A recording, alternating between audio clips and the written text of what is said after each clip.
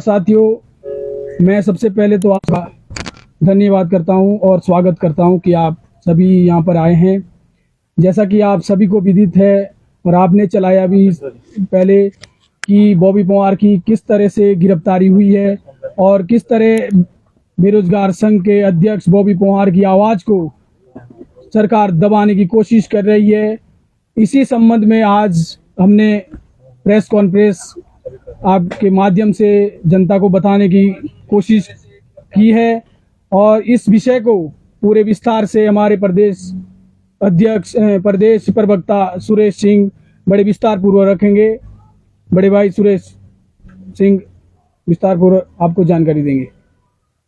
नमस्कार पत्रकार साथियों, आप लोग यहाँ पर हमारी बात को जन जन तक पहुँचाने के लिए उपस्थित हुए, इसके लिए मैं आपका दिल से शुक्रिया अदा करता हूँ और आप सबका बहुत बहुत आभारी हूँ, क्योंकि आज जिस प्रकार से लोकतंत्र के चतुर्थ स्तंभ कहे जाने वाले मीडिया और मीडिया कर्मियों द्वारा हमारे उत्तराखंड बेरोजगार संघ के अध्यक्ष बॉबी पवार जब बागेश्वर में हैं और उनके साथ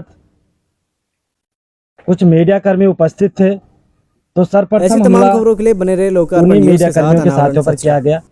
उनकी आईडी छीनी गई, उनकी आईडी तोड़ी गई। मैं आप लोगों को बताना चाहता हूं, आप लोगों के माध्यम से पूरे प्रदेश के नौजवानों को, नवयुवकों को बताना चाहता हूं, बेरोजगार युवकों को बताना चाहता हूं, प्रदेश के तमाम अभिभावकों को बताना चाहता हूं और खासकर बागेश्वर की उस तमाम देवतुल्य जनता को बताना चाहता हूं कि किस प्रकार से जो आपके बागेश्वर में जो घटना घटित हुई, उत्तराखंड की एक मजबूत आवाज, उत्तराखंड के बेरोजगारों की एक मजबूत आवाज, उत्तराखंड में युवाओं के पक्ष में हर समय हर पल खड़े रहने वाले बॉबी पवार जी और हमारे बेरोजगार संघ के अन्य साथियों की वहां पर गिरफ्तारी हो गई है, उनको हिरासत में लिया गया है। आज लोकतंत्र का पर्व चल रहा है बागेश्वर के अंदर। बागेश्वर में चुनाव चल रहा है और चुनाव हर व्यक्ति के लिए होता है, जो व्यक्ति वहां पर मतदाता है, जो व्यक्ति अपना जनप्रतिनिधि वहां पर चुनने जा रहा है, उस व्यक्ति को हकीकत बताने के लिए पक्ष और विपक्ष दोनों वहां पर रहते हैं। उसके अलावा भी कोई अगर अपनी बात रखने वहां पर जा रहा है, उसको रोकने का प्रयास किया गया। और अभी बॉबी पवार जी ने किसी प्रकार की कोई प्रेस कॉन्फ्रेंस नहीं करी थी, किसी के समर्थन में खड़े होने की बात नहीं कही थी। वो भगवान बागनाथ जी के दर्शन के लिए जा रहे थे। उनके साथ हमारे प्रदेश उपाध्यक्ष राम कंडवाल जी, हमारे सेक्रेटरी उनके साथ नितिन दत्त जी थे। इन तीनों साथियों के साथ कुछ बागेश्वर के युवा जो हमारे संगठन से जुड़े हुए हैं, वो भी उनके साथ मंदिर में दर्शन के लिए जा रहे थे। जैसे ही वो मंदिर परिसर में पहुंचते हैं, वैसे ही उत्तराखंड की पुलिस, जिसको मित्र पुलिस के नाम से जाना जाता है, और वो आज सरकार पुलिस के नाम से भी हम उसको पुकारेंगे, जो सरकार के इशारों पर काम करते हुए इस प्रकार का तानाशाही रवैया अपनाते हुए बिना किसी वजह के, बिना किसी अपराध के उनको गिरफ्तार करने के लिए मंदिर स्थल पर पहुंच रही है। ये कहीं ना कहीं प्रदेश के लिए दुर्भाग्य है और एक भारतीय जनता पार्टी के लिए भी एक बहुत बड़ी शर्मनाक वाली बात है कि जो लोग लगातार हिंदुत्व की बात करते हैं, और जब बॉबी पवार जी एक धार्मिक स्थल पर जाते हैं, भगवान के दर्शन के लिए जाते हैं, बाबा बागनाथ के दर्शन के लिए जाते हैं, तो उनको दर्शन करने से रोका जाता है और उनको वहां से गिरफ्तार किया जाता है। मैं बागेश्वर की उस तमाम जनमानस को और वहां के तमाम बेरोजगार युवाओं से विशेष रूप से आह्वान करना चाहता हूं कि प्रशासन ने, मुख्यमंत्री धामी जी ने सिर्फ बॉबी पवार को गिरफ्तार नहीं किया है, प्रदेश के हजारों बेरोजगारों को गिरफ्तार किया है। हजारों बेरोजगारों की आवाज को दबाने की एक साजिश रची है। हजारों बेरोजगारों की जो आवाज बॉबी पवार उठाते हैं, उस आवाज को दबाने के लिए, उस आवाज को कुचलने के लिए उनको बेवजह बिना किसी अपराध के उनको वहां पर गिरफ्तार किया गया है। आज जिस प्रकार से सरकार द्वारा इस तानाशाही रवैया अपनाया गया, ये कहीं ना कहीं हमारे लिए बहुत ही, हमारे प्रदेश के लिए शर्मसार कर देने वाली घटना है। आज बॉबी पवार तमाम विभागों के अंदर तमाम बेरोजगारों की जो मांग लगातार कई पिछले 7-8 सालों से उठा रहे हैं, और अचानक सरकार उनको गिरफ्तार करने की जो साजिश सरकार ने रची, ये कहीं ना कहीं हमारे लिए बहुत दुर्भाग्यपूर्ण बात है। आज मुख्यमंत्री पुष्कर सिंह धामी, उत्तराखंड बेरोजगार संघ के अध्यक्ष बॉबी पवार से इतना खौफ खा गए हैं, इतना भयभीत हो चुके हैं, इतना डर गए हैं कि आज उनको अपनी सत्ता बचाने की जो उनकी मंशा है, सत्ता बचाने के लिए जो अपना जी तोड़ मेहनत वहां पर कर रहे हैं, सत्ता का दुरुपयोग कर रहे हैं, नौकरशाही अफसरशाही का दुरुपयोग कर रहे हैं, और एक नौजवान को, एक बेकसूर नौजवान को, जो नौजवान बाबा बागनाथ के दर्शन के लिए जा रहा था, उसको पुलिस द्वारा रोकने का काम कर रही है। ये मैं मुख्यमंत्री जी धामी जी से कहना चाहता हूं, उनके तमाम कैबिनेट से कहना चाहता हूं, और उनके जो तमाम वहां पर जो उन्होंने स्टार प्रचारकों की फौज वहां पर कर रखी है, भ्रष्ट नेताओं की फौज जो उन्होंने वहां पर तैयार कर रखी है, उनको वहां पर भेजा गया है, उनसे भी अनुरोध करना चाहता हूं कि आप बॉबी पवार को तत्काल रिहा कर दीजिए। वो जो काम करने के लिए वहां पर गए हैं, जो बाबा बागनाथ के दर्शन के लिए गए थे, वो वहां पर बेरोजगारों से संबोधन के लिए गए थे, वो बेरोजगारों से मिलने के लिए गए थे, वो सरकार की हकीकत को जनता के सामने रखने के लिए गए थे, वो लोकतांत्रिक रूप से एक संवैधानिक दायरे में रहते हुए वो वहां पर गए थे। आपने धारा 144 के उल्लंघन के तहत, आचार संहिता के उल्लंघन के तहत जो उनको गिरफ्तारी की है, वो पूरी तरीके से इलीगल है।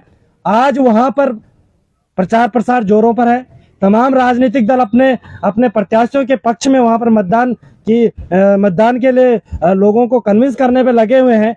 तो क्या आप उन लोगों पर धारा 144 लागू करेंगे? आज आप धारा 144 लागू करने की जो बात होती है, 5 से अधिक व्यक्तियों की संख्या एक स्थान पर एकत्रित नहीं होती है, लेकिन वहां पर भारी संख्या में भारतीय जनता पार्टी के लोग, तमाम अन्य दलों के लोग वहां पर जनसंपर्क के लिए निकल रहे हैं। क्या आप उन पर भी धारा 144 लागू करेंगे? क्या आप जो लोग वहां पर अफसरशाही और इसका दुरुपयोग कर रहे हैं, सत्ता का दुरुपयोग भारतीय जनता पार्टी के लोग कर रहे हैं, अफसरशाही तमाम भारतीय जनता पार्टी के लोगों के लिए वहां पर काम कर रही है, क्या उन पर धारा 144 लागू होगी? क्या उन लोगों पर धारा 144 लागू होगी जो रात रात वहां पर तरह तरह की इधर उधर की बातें बनाने का काम कर रहे हैं, सरकार के पक्ष में मतदान के लिए बात कर रहे हैं? तो कहीं ना कहीं बॉबी पवार को जानबूझकर हिरासत में लिया गया है। वहां पर किसी प्रकार का समर्थन बॉबी पवार द्वारा नहीं दिया गया था किसी राजनीतिक दल को, लेकिन जानबूझकर सरकार को डर है बॉबी पवार से, सरकार को डर है वहां पर विधायकी जाने का, सरकार को डर है उत्तराखंड बेरोजगार संघ का, और सरकार को डर है बागेश्वर के तमाम उन बेरोजगारों का जो सरकार के खिलाफ इस समय वोट डालने के लिए तैयार हो रखे हैं, जो सरकार को, जो प्रत्याशी है भारतीय जनता पार्टी के, उनको वहां से हराने के लिए पूरी तरीके से तैयार हैं। और उनका नेतृत्व अगर बॉबी पवार कर रहे थे, तो कहीं ना कहीं सरकार बॉबी पवार से पूरी तरह डर चुकी है। और हम सरकार को इस प्रेस कॉन्फ्रेंस के माध्यम से ये संदेश देना चाहते हैं कि आपने सिर्फ बॉबी पवार को गिरफ्तार नहीं किया है, आपने उत्तराखंड के तमाम बेरोजगारों को गिरफ्तार किया है, आपने प्रदेश के उन हजारों बेरोजगारों को गिरफ्तार किया है जो बेरोजगार देहरादून में भ्रष्टाचार के खिलाफ लड़ाई लड़ रहे हैं, जो भ्रष्टाचार के खिलाफ धरना स्थल एकता विहार में पिछले 170 दिनों से लगातार यहाँ पर बैठे हैं। आपने तमाम लोगों को ललकारा है। अगर आपने अतिशीघ्र बॉबी पवार की रिहाई नहीं करी, तो वो 8 और 9 फरवरी का जुलूस जो देहरादून की सड़कों पर देखने को मिला, वो आपको बहुत जल्दी देखने को मिलेगा। आदरणीय धामी जी, माननीय धामी जी, आपसे हाथ जोड़कर प्रार्थना है, जो बेरोजगार संघ अपना काम करने के लिए बागेश्वर पहुंचा है, उनको करने दिया जाए, जो वो कर रहे हैं उनको करने दिया जाए। जो बॉबी पवार वहां पर पहुंचे हैं, उनको जो काम वहां पर करना है, जो बेरोजगारों से वार्तालाप करनी है, जो बेरोजगारों से मिलना है, उनको मिलना दिया जाए। जो वो धार्मिक स्थलों का भ्रमण करना चाह रहे हैं, उनको करने दिया जाए, उनको तत्काल रिहाई कर दिया जाए। वरना आपको जो 9 फरवरी को भारी जनसैलाब देहरादून की सड़कों पर देखने को मिला, वो फिर आपको देखने को मिल सकता है। इसलिए जितना संभव हो सके हमारे संगठन के अध्यक्ष बॉबी पवार और उनके साथ राम कंडवाल जी, नितिन दत्त जी सहित तमाम कुछ और साथी बागेश्वर से हमारे साथ जुड़े थे, उनको तत्काल रिहा किया जाए, वरना उत्तराखंड बेरोजगार संघ से पंगा लेना और युवाओं से पंगा लेना खासकर आपको भारी पड़ेगा। जवानी और रवानी रुके हुए नहीं रुकती, रोके से नहीं रुकती, इसलिए आपको संभल जाना चाहिए। आपको अपनी सत्ता बचानी है, अपने भारतीय जनता पार्टी के को प्रत्याशी को जिताना है, वो आप अपना काम करिए।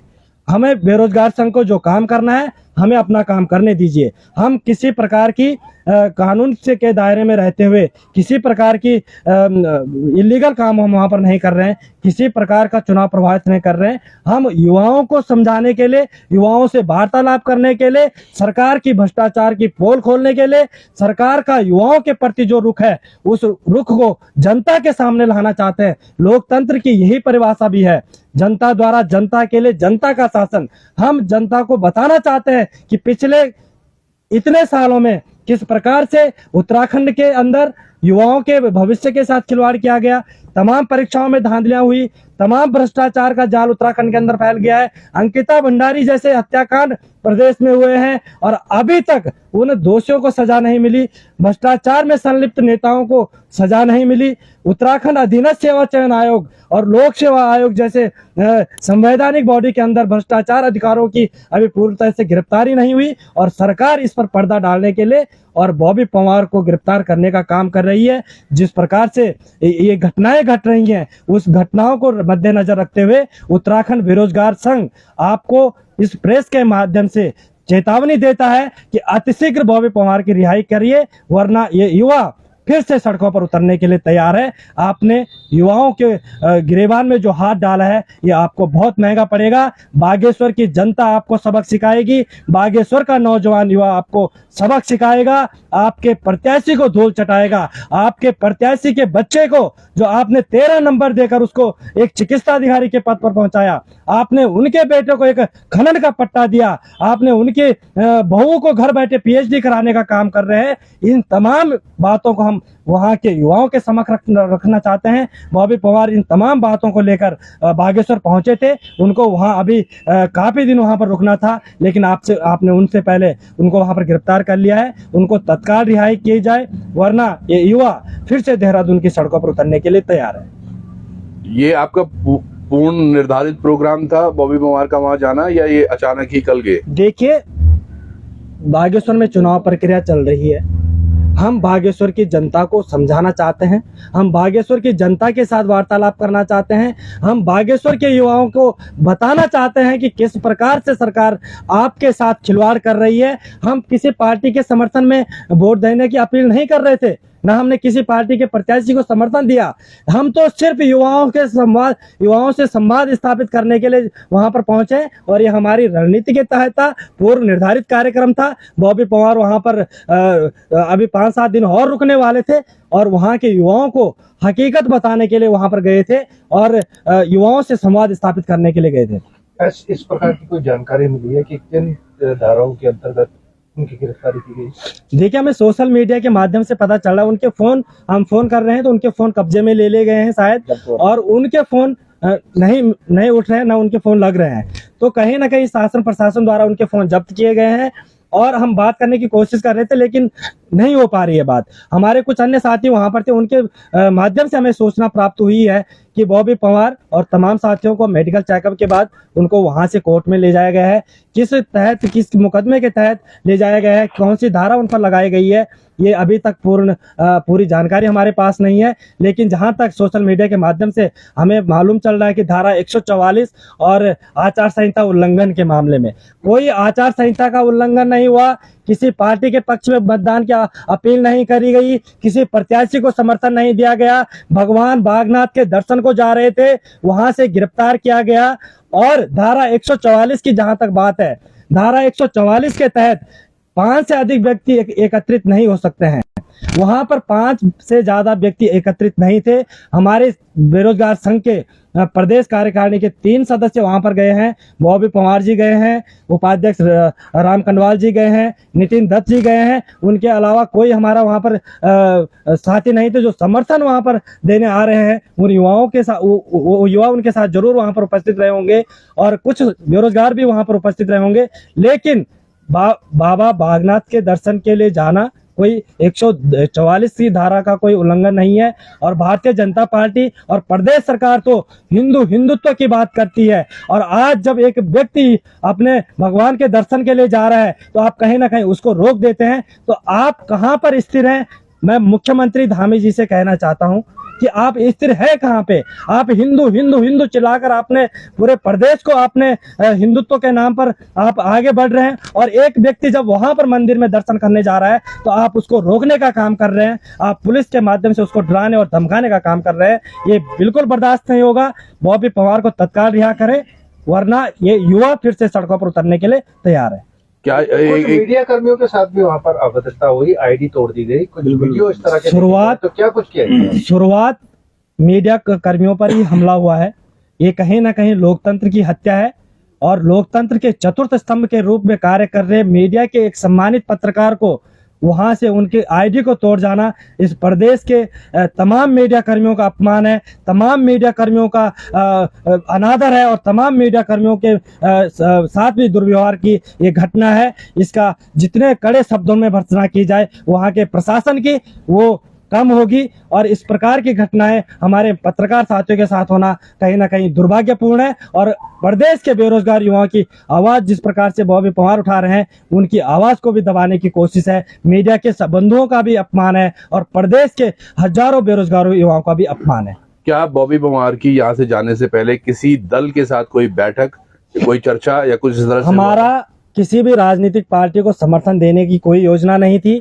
हमारा युवाओं को जगाने का मकसद था, युवाओं को प्रदेश के अंदर फैले भ्रष्टाचार के जाल को उनके सम्मुख उजागर करने का था। हमारे बागेश्वर की तमाम देवतुल्य जनता को यह बताने का प्रयास था कि किस प्रकार से आपके बच्चों के साथ अन्याय हो रहा है। आपके बच्चों को देहरादून की सड़कों पर रात को घसीटा गया, बिना वहां बहनों के साथ अत्याचार हुआ, आपके बेटों पे मुकदमे हुए, आपके बेटों पे 307 जैसी गंभीर मर्डर जैसी धाराएं प्रदेश सरकार ने लगाई। क्या आप उस प्रदेश सरकार को चुनेंगे? हम इस बात को लेकर प्रदेश की सम्मानित जनता और वहां बागेश्वर की जहां उपचुनाव हो रहे हैं उस जनता के बीच जा रहे थे कि ऐसी सरकार को, ऐसे लोगों को सत्ता में रहने का कोई अधिकार नहीं है। इनका वॉकआउट होना चाहिए, इनको वहां से पराजित करना है, वहां से हराना है। और आज मैं इस प्रेस के माध्यम से बागेश्वर की तमाम देवतुल्य जनता से अनुरोध कर रहा हूं, वहां के तमाम नौजवानों से अनुरोध कर रहा हूं कि वहां से भाजपा को हराना है।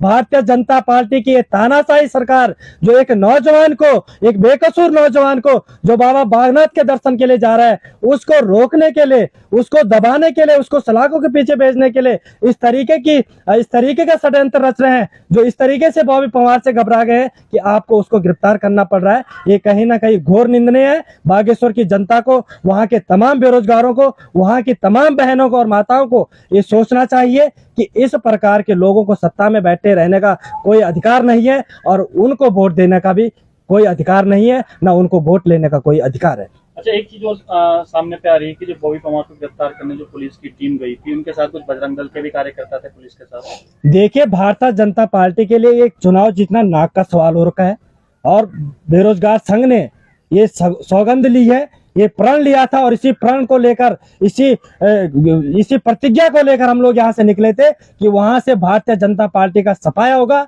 वहां से भारतीय जनता पार्टी को करारा जवाब दिया जाएगा। लेकिन पुष्कर सिंह धामी बॉबी पवार से बहुत डरे हुए हैं, बहुत घबराए हुए हैं, और इसीलिए शासन प्रशासन का वो दुरुपयोग कर रहे हैं, और इसीलिए उन्होंने बॉबी पवार की वहां से गिरफ्तारी करी है।